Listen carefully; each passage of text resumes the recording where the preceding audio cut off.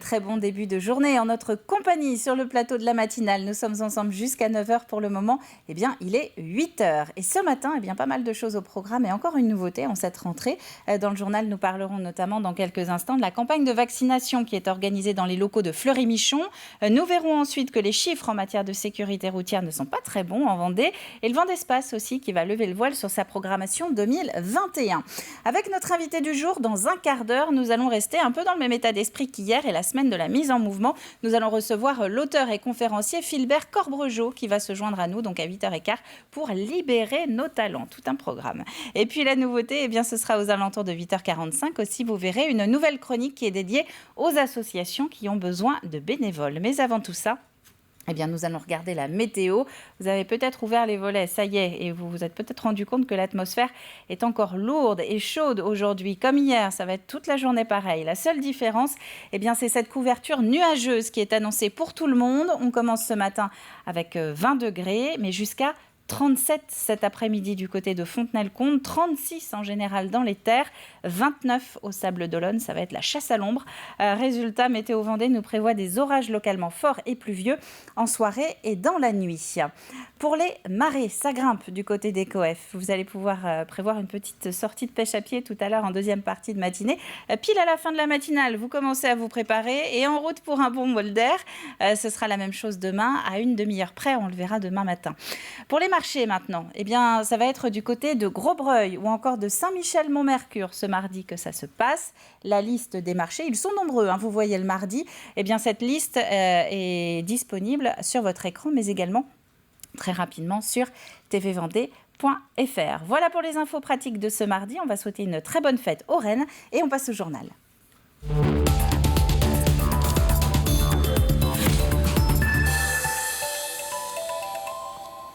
Et nous commençons donc par prendre la direction de la Meilleray-Tillé, au sud de Pouzauges. C'est là que depuis mars dernier, le site de l'entreprise Fleury-Michon vaccine ses salariés contre le Covid-19. 90% d'entre eux ont d'ailleurs leur schéma vaccinal complet et les doses reçues dans ce centre ont pu être redistribuées à des personnes extérieures à l'entreprise. Alix Solanos. Il y a la queue devant le service de santé au travail de Fleury-Michon sur le site de la Meilleray-Tillé. Depuis que le groupe industriel a ouvert ses portes à tous pour se faire vacciner contre le Covid, nombreux sont ceux qui profitent de l'opportunité. L'objectif pour nous, c'était d'abord de protéger nos collaborateurs. Et puis de fil en aiguille, les salariés en ont parlé à leur famille, qui ont eu aussi la possibilité de pouvoir venir se faire vacciner. Et puis pour finir, parce qu'on trouvait que c'était important qu'on joue notre rôle contre cette pandémie, d'ouvrir en fait au territoire en dehors des salariés Fleury-Michon. Allons-y, vous me suivez ? Alors le médecin de l'entreprise a décidé de revoir son organisation. J'ai demandé à l'ARS de devenir un centre de vaccination pour obtenir plus de vaccins. Ce que m'a demandé l'ARS, qui a accepté cette proposition, c'est de vacciner au moins 20% de personnes extérieures à l'entreprise. Ce qui a été fait largement aujourd'hui, puisqu'on vaccine 30% de personnes extérieures à l'entreprise. 2 jours par semaine, le centre ouvre donc ses portes à tous. Le médecin et les 6 infirmières de l'entreprise vaccinent entre 200 et 250 personnes par jour. Pour la population locale, ce nouveau centre de vaccination à quelques pas de chez eux est une aubaine. Oui, non, je suis venue là parce que j'habite tout près, donc c'était plus pratique. J'habite à proximité, je me fais vacciner ici parce que je n'ai pas trouvé d'autre endroit. On est allé sur les sites Doctolib, etc. Et puis c'était bouché partout, même sur les départements limitrophes. Moi, je pouvais faire ailleurs, mais c'est juste une question que je suis à côté. J'habite à côté et c'est plus vite. Et comme je travaille ici, moi j'ai plus de confiance. Et pour le docteur Malinet, cette participation à l'effort collectif fait partie de ses missions. C'est quand même une mission de santé publique, c'est-à-dire qu'en médecine du travail, on fait aussi de la santé publique, on fait de la prévention et on ne s'intéresse pas qu'aux risques professionnels. Et le Covid-19, ça a été un tel bouleversement pour tout le monde que je trouve naturel de s'investir beaucoup là-dessus. Aujourd'hui, plus de 90% des 2800 salariés de Fleury-Michon sont vaccinés. Mais sur demande de l'Agence régionale de santé, le centre devrait rester ouvert pour la population générale jusqu'à nouvel ordre. 25, c'est le nombre de morts sur les routes de Vendée depuis le début de l'année. Un bilan qui n'est pas bon et qui nous ramène à 2019, qui fut une année noire en termes d'accidents mortels. Pour prévenir les risques, la préfecture organise notamment des journées de sensibilisation avec, vous le voyez, une maison de la sécurité routière itinérante. Nous proposons en cette rentrée un bouquet d'actions à nos collègues des services de l'État. Ça passe par un test au choc pour se rendre compte de ce qui se passe quand il y a un choc, même léger. Ça passe par la prise en main des outils des nouvelles mobilités, les gyrobots, les véhicules électriques. Ça passe également par des ateliers sur les addictions qui sont encore très très présentes, beaucoup trop présentes dans les motifs d'accidents. C'est la rentrée et comme à chaque début d'année, les forums d'associations se multiplient un petit peu partout sur le territoire. Challans, Talmont-Saint-Hilaire, Fontenay-le-Comte ou encore les Sables d'Olonne, pour ne citer que ces communes, avaient par exemple leur rendez-vous ce week-end. Et cette année, l'enjeu est de taille. Après 2 ans perturbés par le Covid, ces associations ont plus que jamais besoin d'adhérents pour survivre. Samuel Grasset. Parmi les 150 associations présentes à ce forum, Anouk a fait son choix, ce sera le rugby. Elle testera le sport pour une séance avant de continuer éventuellement pour toute la saison. J'étais inscrite au TCS, donc au tennis, pendant quelques années et là, envie de changement. Une nouvelle recrue potentielle donc pour le Vendée Rugby féminin qui espère que la crise sanitaire ne viendra pas tout bouleverser encore une fois. On a eu 2 saisons très compliquées. Encore, j'ai envie de dire, on a été plus épargné que certains autres sports puisqu'on était un sport d'extérieur, donc même si les compétitions ont été arrêtées, on a toujours à peu près pu maintenir quand même des entraînements avec des gestes barrières et en limitant évidemment les contacts. Donc on a continué à maintenir ce lien entre les joueuses. Aujourd'hui la saison reprend, on espère qu'on va avoir une vraie saison complète et riche et voilà, certaines ont un petit peu de mal à retrouver encore le chemin des terrains. Et si ce club de rugby a su maintenir ses effectifs, ce n'est pas le cas de nombreuses associations. L'an dernier, l'incertitude liée au confinement et les jauges instaurées pour limiter le nombre de personnes ont entraîné une chute du nombre d'adhérents. Ça s'est senti l'année dernière déjà, puisque nous n'avons pu accueillir que 151 personnes, mais bon, ça s'était senti. Et puis là, maintenant, les gens reviennent assez optimistes quand même et contents de revenir. Les associations espèrent aussi pouvoir organiser à nouveau des événements, source essentielle de financement pour elles. Après plus d'1 an et demi d'activité au ralenti, plusieurs structures connaissent des difficultés de trésorerie. On a fait en sorte de dire aux associations, continuez à faire des événements, on sera à vos côtés. Si jamais il y a des annulations, on vous aidera financièrement aussi à prendre en charge les frais que vous auriez dû avancer. La ville des Sables d'Olonne a continué à investir 1,5 million d'euros au service des associations, qui a constitué un plan de relance finalement à l'attention des associations pour pouvoir les accompagner. L'an dernier, sur 1 millier d'événements associatifs programmés aux Sables d'Olonne, 40% ont dû être annulés en raison de la pandémie. Et nous donnerons justement après ce journal la parole à une association qui a besoin de recruter. Ce sera du côté de la Tranche-sur-Mer dans votre nouvelle chronique, le coup de pouce aux assos. Open de tennis, le magicien Éric Antoine, la comédienne Michel Bernier ou encore le trompettiste Ibrahim Mahalouf, tous ont rendez-vous au Vent d'Espace cette année. Fermée au public depuis plus d'1 an, la salle vient de dévoiler sa programmation et il devrait donc y en avoir pour tous les goûts. Pendant longtemps, on a ouvert des réservations avec des petites jauges, puis des jauges moyennes. Là, le pass sanitaire nous permet d'accueillir du monde. Et ça tombe bien puisqu'on a une belle programmation, en particulier pour cette fin d'année 2021. Programmation riche, culturelle, avec un point d'orgue, Ibrahim Mahalouf qui vient début décembre au Vent d'Espace pour un concert de Noël. Il sera plus accompagné de jeunes, notamment des jeunes vendéens qui vont chanter. Et ça, c'est important pour nous d'associer aussi ces jeunes artistes en herbe à un spectacle de taille nationale, voire internationale. Et justement, puisque nous parlons de Mouilleron le captif, nous allons rester sur la commune en nous déplaçant simplement de quelques centaines de mètres à peine. L'artiste vendéen David Enfrein, plus connu sous le nom de Terrier, a 27 ans.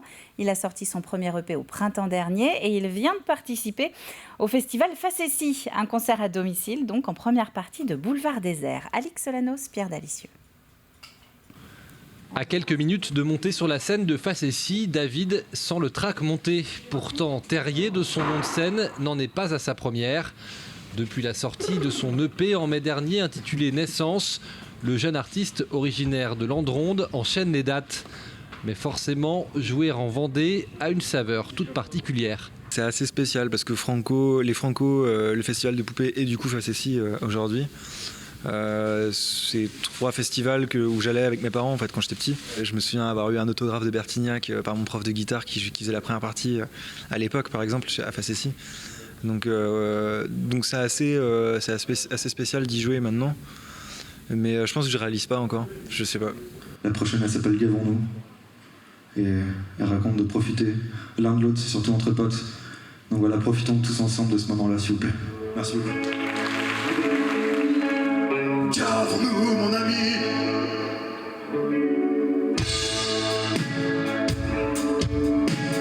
Gavons-nous mon ami. Écriture, composition, mixage, Terrier touche à tout et construit ses morceaux de bout en bout, mélangeant les styles et les influences, du rap au rock en passant par la chanson française. Il propose une musique hybride, inclassable. Aujourd'hui, en termes pro, ça me dessert parce que du coup, il y a plein de gens qui peuvent pas en parler. Mais moi, je suis assez content de ce côté hybride parce que ça représente en fait la diversité des genres musicaux et des cultures. Pour ses textes, il s'inspire de ses premières fois et des difficultés liées à l'adolescence, des douleurs passées qu'il a néanmoins besoin d'exprimer. C'est qu'un manège qui tourne en rond. Et puis nos rêves, ces rêves de con. En travailleur acharné, le jeune artiste de 27 ans planche sur de nouveaux morceaux avec déjà des envies de nouveautés. Je teste des sons, j'ai testé une autre manière d'écrire, une autre manière de composer et je vais essayer de me mettre en difficulté pour apporter des choses un peu sincères et sensibles, quoi. Terrier assurera cet automne les premières parties de Rover, Gauvin-Serre ou encore Feu Chatterton. Une tournée qui s'achèvera au Shabada à Angers le 2 février 2022.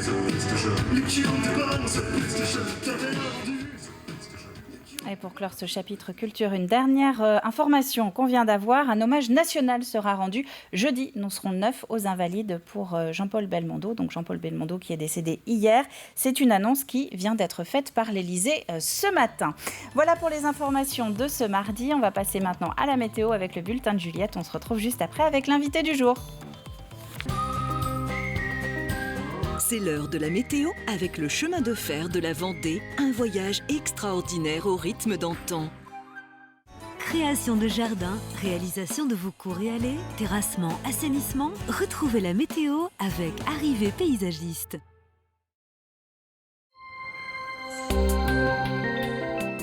Bonjour à toutes et à tous. Les hautes températures de ces derniers jours vont rapidement faire virer le temps à l'orage. L'ambiance reste incertaine pour la fin de semaine, mais le mercure devrait amorcer une baisse significative. En attendant, on s'intéresse à ce mardi 7 septembre. Le soleil brille généreusement, même s'il doit composer avec quelques nuages sur la majeure partie de la Vendée. Le temps est lourd dès le réveil avec un mercure qui a eu du mal à redescendre dans la nuit. Comptez à l'aube 19 degrés à Fontenay-le-Comte, 20 à La Roche-sur-Yon, 21 au Sables-d'Olonne et à l'Île-Dieu. Et l'après-midi, l'ambiance nuageuse s'intensifie avec une tendance à l'orage en toute fin de journée. Des orages localement forts et pluvieux, justement, pourraient frapper le département en soirée ou dans la nuit. Le mercure, quant à lui, atteint des records, 36 degrés en moyenne dans les terres et jusqu'à 37 à Fontenay-le-Comte. Il fera bien meilleur en bord de mer ou sur les îles avec 30 degrés maximum. Et alors, ces orages vont-ils durer ? Eh bien, ils devraient frapper durant toute la journée du mercredi, avec des averses parfois fortes. L'ambiance sera évidemment toujours lourde, avec 28 maximum dans l'après-midi. Jeudi, le ciel est plus clément le matin, mais des averses font leur apparition en seconde partie de journée. De son côté, le mercure baisse avec 25 degrés maximum. Enfin, vendredi, une nouvelle masse pluvieuse et orageuse fait son entrée sur le territoire, avec des épisodes de fortes averses. Nous perdrons à nouveau quelques degrés, comptez seulement 17 à 23 au cours de la journée. On revient à présent à ce mardi 7 septembre. Le soleil se lèvera à 7h34 et se couchera à 20h32. Nous aurons une pleine lune comme compagnie et nous souhaiterons une très belle fête à toutes les reines. Passez une très belle journée. On se retrouve très bientôt pour un nouveau bulletin météo sur TV Vendée.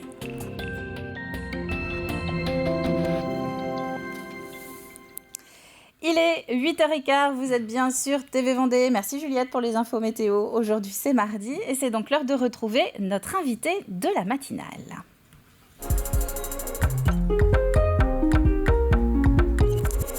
Et notre invité du jour, c'est Philbert Corbregeot. Bonjour Philbert.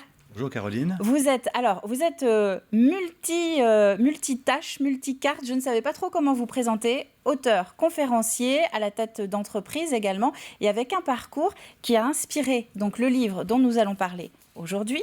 Et donc voilà, je me présente à l'antenne aux téléspectateurs. Libérez vos talents. Alors, rien qu'au titre, on avait un peu l'impression que ça sonnait comme une injonction professionnelle. C'est l'idée que vous aviez ?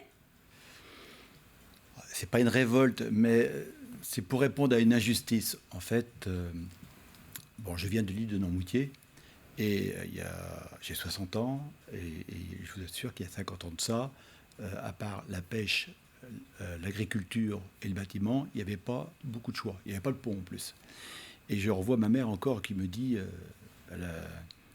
quand je lui montre mon bulletin de notes, à la fin de CM2, non, c'est pas la peine, Philbert, tu seras maçon comme ton père. C'était décidé d'avance. C'était décidé d'avance et moi je rêvais d'être avocat. Vous voyez un peu le choc. On n'est pas sur les mêmes secteurs professionnels. Voilà. Donc je me suis dit, plus tard, je vais combler tout ça. Donc ce qu'on peut découvrir au début de votre livre, c'est que vous avez quitté Noirmoutier à un moment clé de votre jeunesse pour l'Auvergne. Vous êtes parti sur Clermont, c'est ça, pour travailler. Oui, tout à fait. En fait, donc j'ai fait un CAP d'électromécanicien, parce que j'ai eu le droit qu'à ça, entre guillemets. On a négocié avec le directeur d'établissement Les Sorbets pour que je puisse faire un CAP. L'école voulait vous porter, c'est ça, un petit peu plus loin que l'ambition de vos parents ? Un bac C. Donc un bac C, et puis là, mes parents n'ont pas voulu.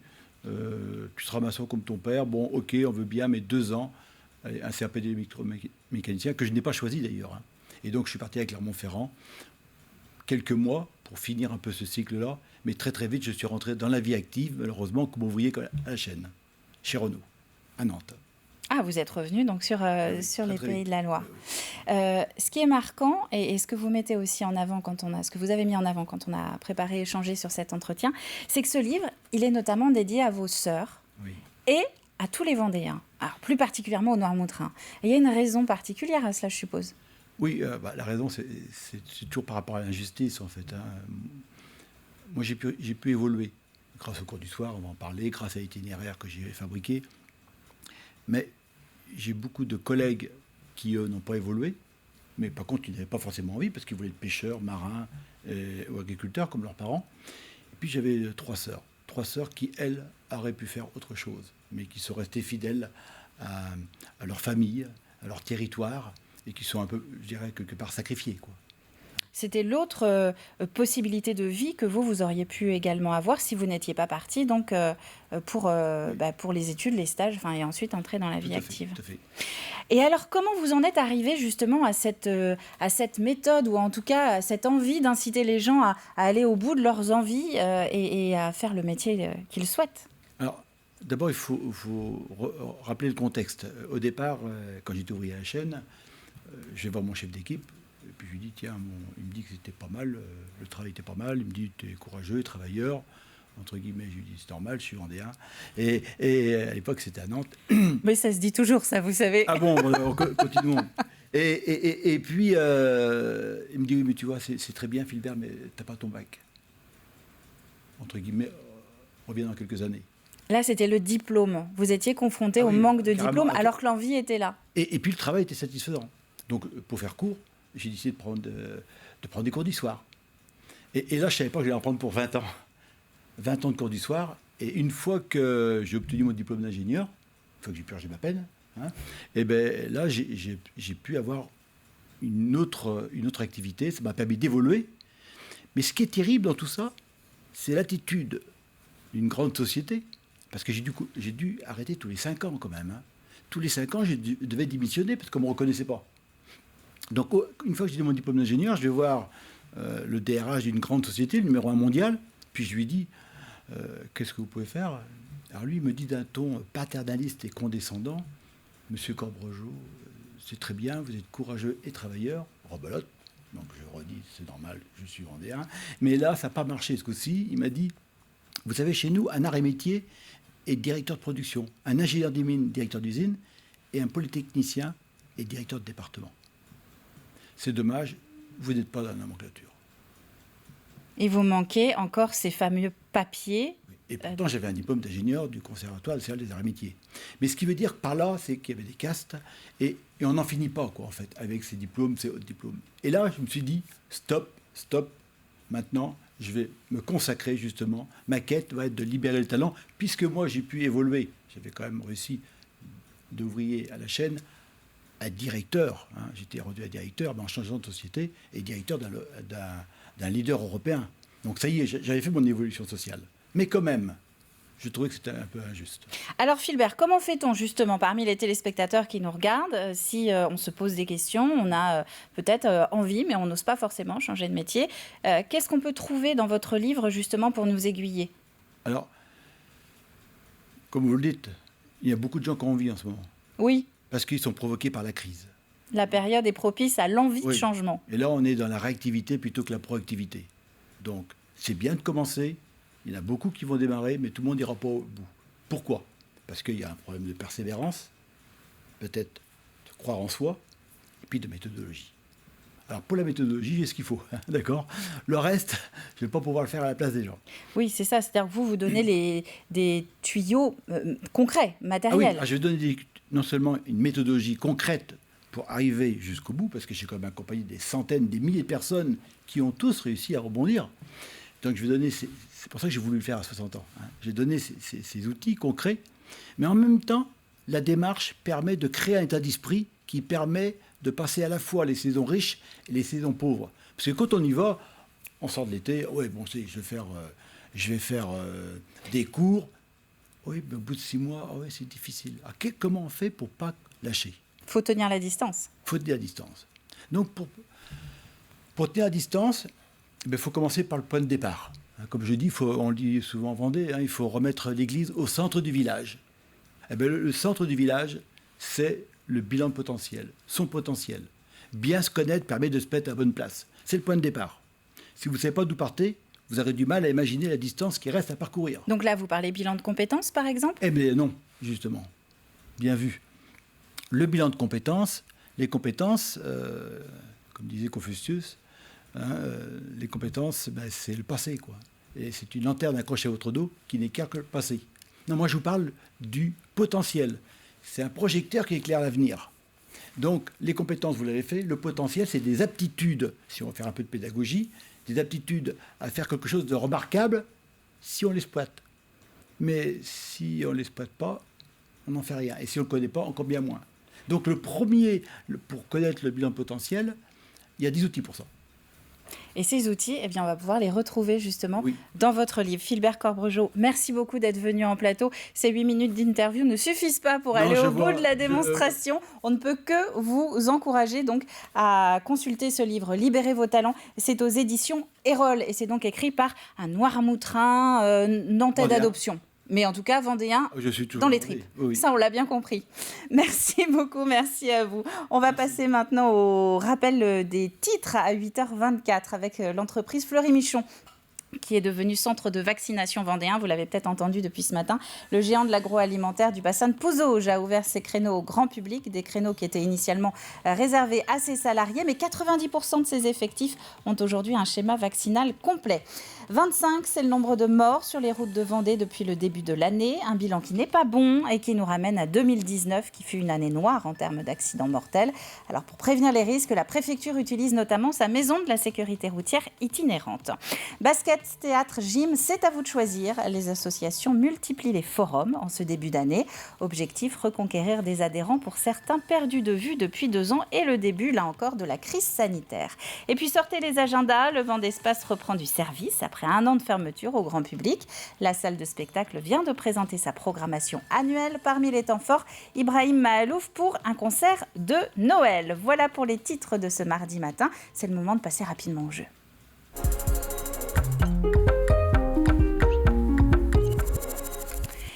Et donc, il me reste quelques instants pour vous rappeler la question de la semaine. De quoi s'inspire la Golden Globe Race, dont la 2e édition va s'élancer des Sables d'Olonne dans 1 an tout pile. Voilà de quoi s'inspire la Golden Globe Race. C'est une course à la voile dont la 2e édition va s'élancer des Sables d'Olonne dans un an. L'indice du jour, cette année-là, il était interdit d'interdire. Cette année-là, interdit d'interdire. À la clé cette semaine, 2 gagnants parmi vous.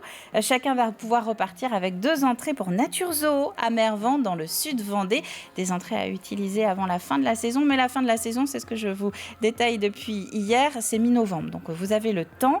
Vous avez jusqu'à vendredi midi pour envoyer votre réponse sur tvvendée.fr et vous retrouverez les indices sur la page Facebook de TV Vendée.